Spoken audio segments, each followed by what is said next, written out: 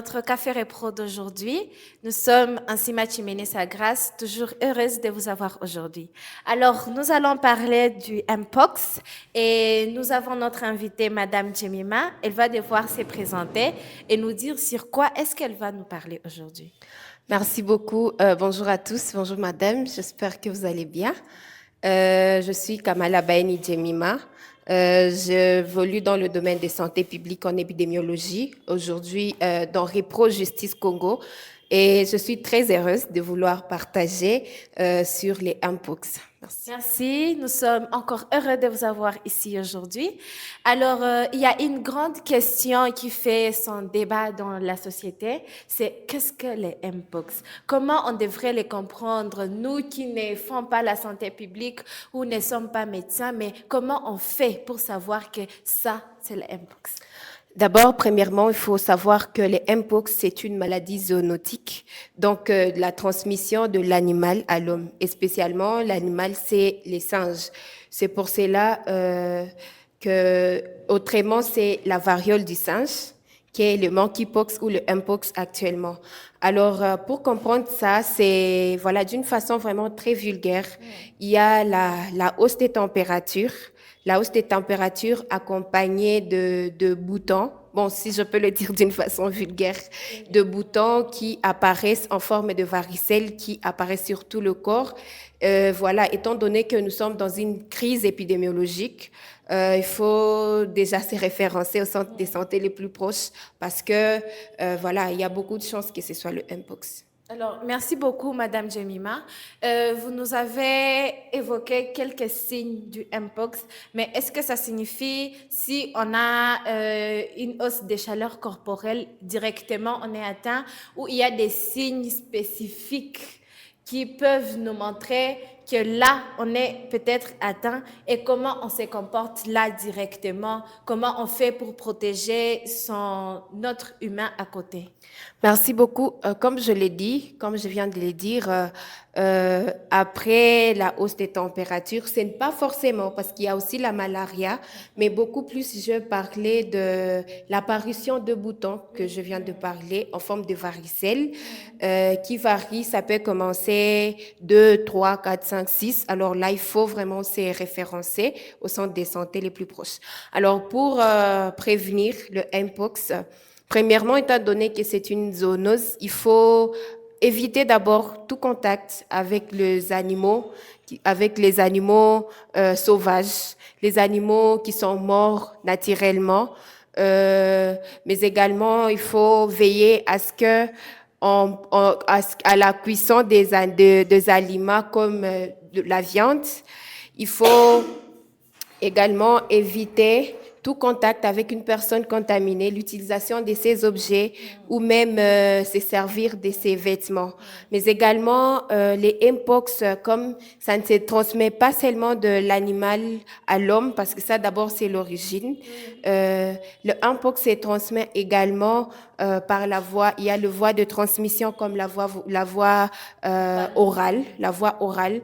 Donc, étant donné que ces gonflements, ces boutons, l'apparition n'est pas seulement sur la peau, il y a aussi les orifices naturels qui sont touchés, comme la bouche, les oreilles, et ainsi de suite. Alors, c'est facile d'être contaminé à partir de la salive, parce que déjà, quand il y a la langue qui est touchée et tout, la salive d'une personne contaminée peut aussi également contaminer les gens. Également, il y a la voie sexuelle, en fait. Parce que quand il y a le rapport sexuel non protégé, c'est facile qu'il y ait contamination du Mpox. D'ailleurs, l'OMS met beaucoup plus l'accent sur la voie sexuelle. Voilà, donc il faut vraiment se protéger. Ok, merci beaucoup, Madame Jemima. Mais étant donné que ce virus est déjà là dans notre société, comment on fait, nous qui ne sommes pas peut-être encore atteints, une mère qui veut protéger son enfant, par exemple, comment elle fait pour protéger directement ou indirectement son enfant et soi-même de ces virus? Merci beaucoup. Premièrement, à partir de la famille, comme la prévention de beaucoup d'autres maladies, il faut penser au lavage des mains, lavage régulier de mains. Il faut également penser, voilà, comme j'ai dit, le contact avec des personnes qui sont déjà touchées et tout.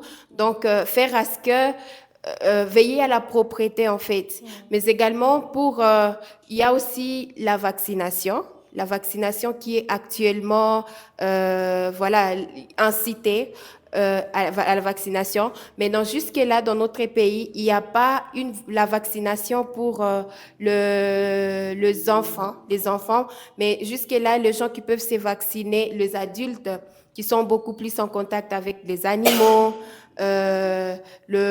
qui sont actifs sexuellement, ils peuvent également se protéger.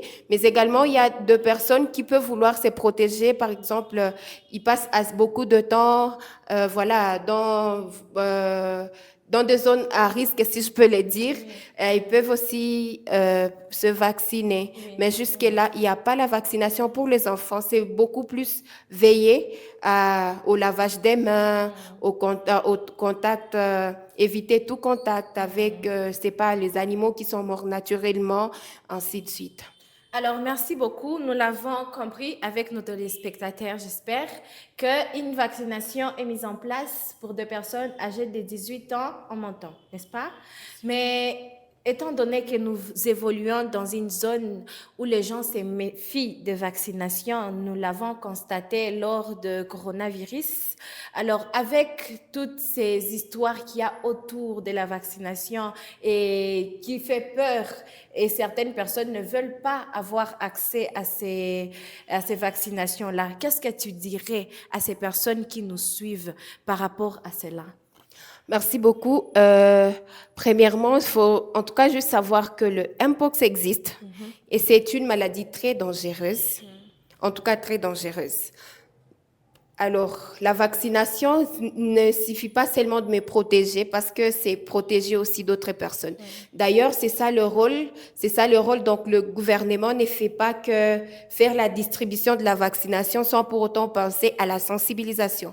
Le rôle revient à toutes les couches de la population, que ce soit les institutions, que ce soit, voilà, chaque structure de sensibiliser sur l'importance de la vaccination contre le Mpox.